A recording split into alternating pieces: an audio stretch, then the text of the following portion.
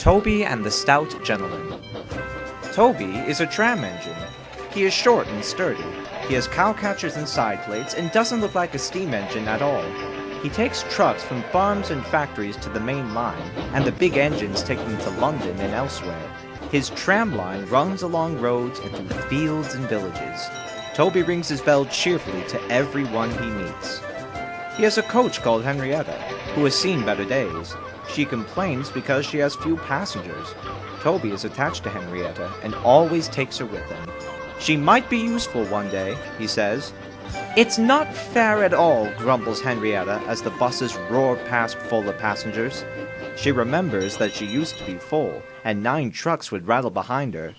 Now there are only 3 or 4, for the farms and factories send their goods mostly by lorry.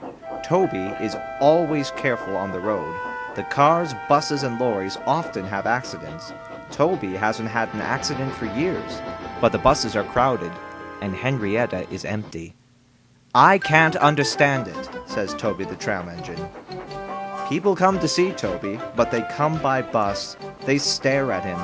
Isn't he quaint, they say, and laugh. They make him so cross. One day, a car stopped close by, and a little boy jumped out. Come on, Bridget, he called to his sister, and together they ran across to Toby. 2 ladies and a stout gentleman followed. The gentleman looked important, but nice. The children ran back. Come on, grandfather, do look at this engine. And seizing his hands, they almost dragged him along. That's a tram engine, Stephen, said the stout gentleman. Is it electric? Asked Bridget. Whoosh! Hissed Toby crossly. Shh, said her brother. You've offended him. But trams are electric, aren't they? They are mostly, the stout gentleman answered, but this is a steam tram. May we go in it, grandfather, please? The guard had begun to blow his whistle.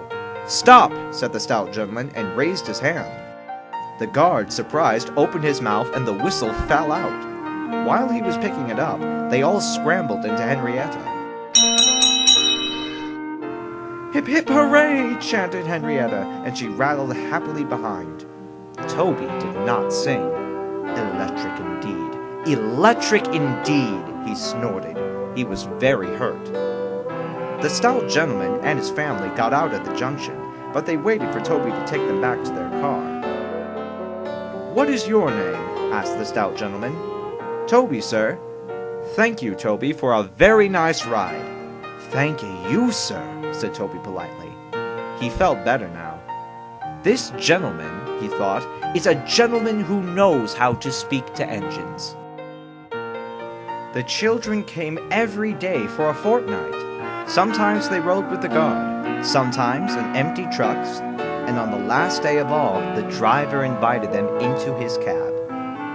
All were sorry when they had to go away. Stephen and Bridget said thank you to Toby, his driver, his fireman, and the guard. The stout gentleman gave them all a present. Beep, beep, beep, beep, whistled Toby. Come again soon.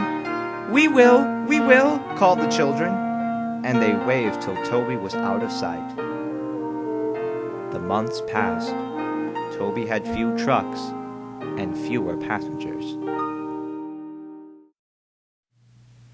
Our last day, Toby, said his driver sadly one morning. The manager says we must close tomorrow. That day, Henrietta had more passengers than she could manage. They rode in the trucks and crowded in the brake van, and the guard hadn't enough tickets to go around. The passengers joked and sang, but Toby and his driver wished they wouldn't. Goodbye, Toby, said the passengers afterwards. We are sorry your line is closing down. So am I, said Toby sadly. The last passenger left the station, and Toby puffed slowly to his shed. Nobody wants me, he thought, and went unhappily to sleep.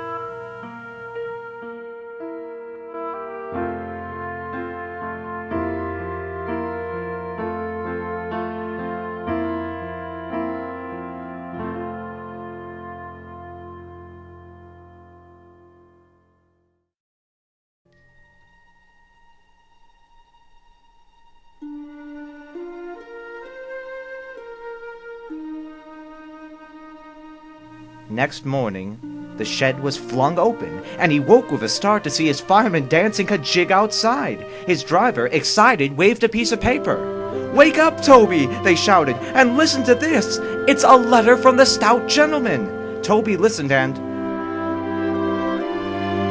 But I mustn't tell you any more, or I should spoil the next story.